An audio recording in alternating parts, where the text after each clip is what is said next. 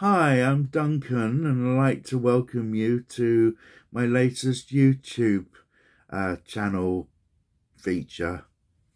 Never really quite know what to call it, really. Well, what kind of, but it's a feature on my YouTube channel. Today is Halloween, so I know a lot of people, particularly churchgoers, are not happy with Halloween. For my own part, as long as it stays within the boundaries of fantasy, I mean, that's what it is.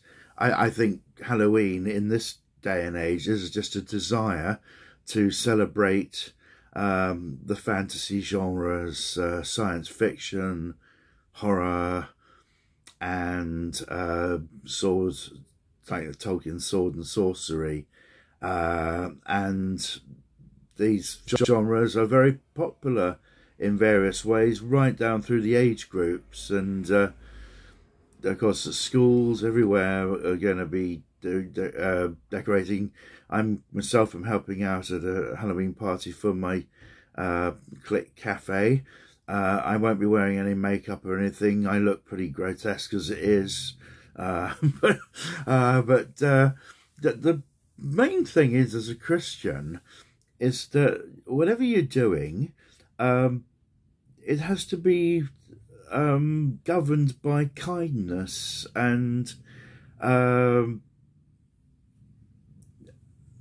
if you're, as I met an elderly Methodist gentleman a few years ago, he said that they used to have, his Methodist church used to have a massive party for the children, many of them underprivileged, on Halloween, where of course you can tell the story of Jesus and the temptations.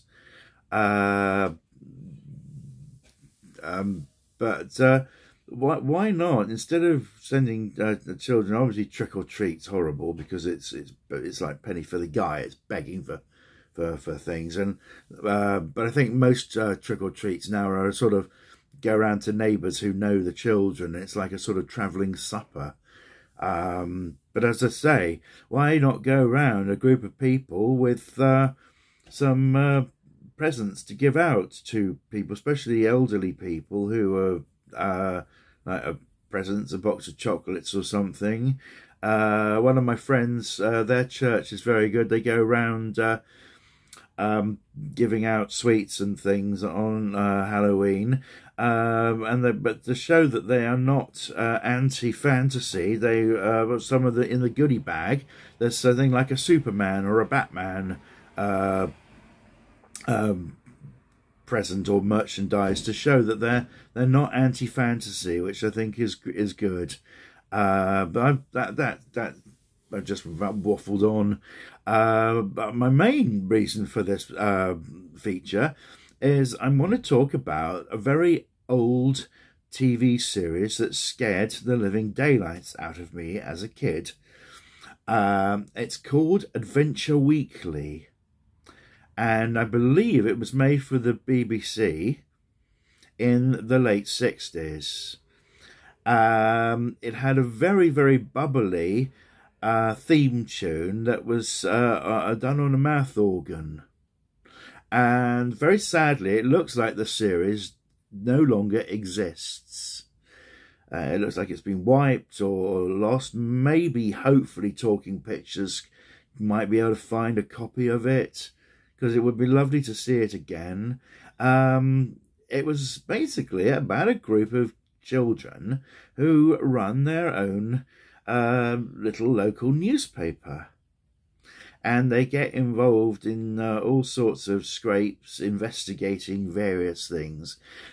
One of the episodes involved a windmill which was supposed to be haunted.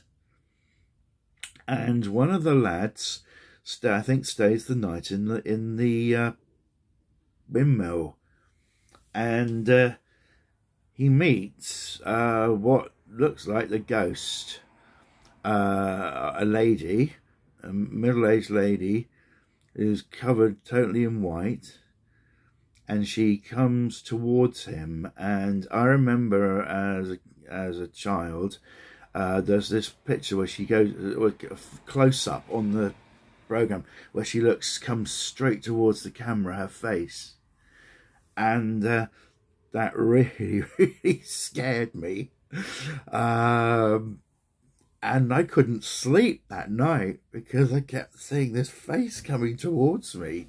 So it does prove that, you know, you can have sleepless nights if you're watching something spooky or scary.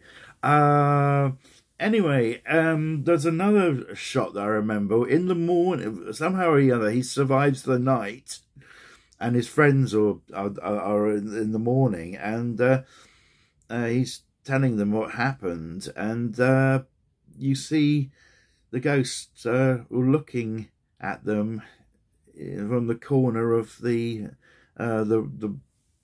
interior of the windmill. And I think after a load of things, I think they find that they meet her as she really is, which is a human. She's not really a ghost. And it turns out that she's, I think, trying to stop the windmill from being demolished. And she's quite nice, and I don't know what, I think they help her. And I seem to remember her being very jolly hockey sticks. And that's the only episode that I remember. So let's hope this series does still exist. I was going to do a feature about Escape into the Night with the Talking Stones, which also scared me rigid. But there's a gentleman on has an excellent YouTube channel which I'm subscribed to. Can't remember, but he did an excellent feature on that series. So that's one of the things that scared me. So I thought there's no point in me doing one. Then the other ones that scared me as a lad were the Yeti from Doctor Who, which I've already done a little feature on, and the last one was the episode Desperate Intruder, the Thunderbirds episode, with the Hood in a frogman suit. Now he just looks really scary in a frogman suit. He looks extra scary. Even though you can't see his eyebrows, I don't think, in the swimming suit. But when Brains goes down to the temple, and he's following a cable, and then you see these two flippers in the sand, and the camera just moves straight up, sort of like being Brains' eyes, really. And there's the Hood standing there, and then his eyes light up. And it looks extra scary underwater. And then Brains just, he faints, and the Hood leaves him to die. And just to make things even more difficult for international rescue, he fires a couple of torpedoes at the temple, and makes it extra difficult for international rescue to get to rescue Brains. But that I couldn't sleep when I saw that. Trouble, because Brains is going, those eyes, and I could see the eyes. Maybe I actually was a complete coward in watching TV, because I cases when I ran out of the room. It doesn't show me to be very, very brave when something scary. But then I was only 5, or so. I don't do that anymore. I'll sit there in my seat and take it all. As I say, obviously it's very important that if you like something that's a bit scary, but you've got a younger brother or sister, or just a friend who doesn't like that kind of thing, then you don't take them to see these things. You can go and watch them and see them another time. It doesn't drag anybody into something that they're going to find difficult to handle. Anyhow, amongst other things, whatever you do tonight and on bonfire night as well, just be careful, stay safe, and look out for each other. And I just trying to find it. Oh yeah, I've got rather pleased with this.